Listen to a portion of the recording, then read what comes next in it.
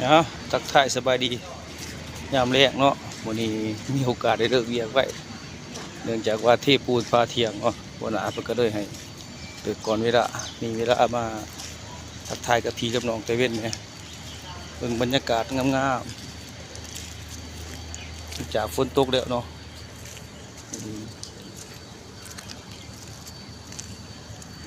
นี่เป็นต้นโอ้มีต้นกระโดนแน่ต้นให้แน่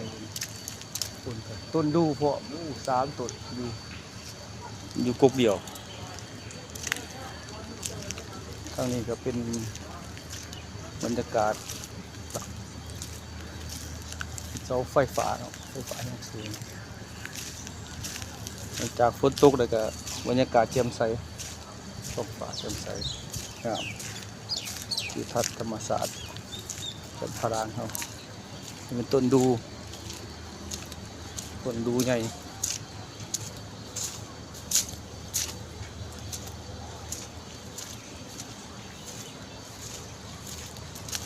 เป็นเข้มผักของไอ้เนาะ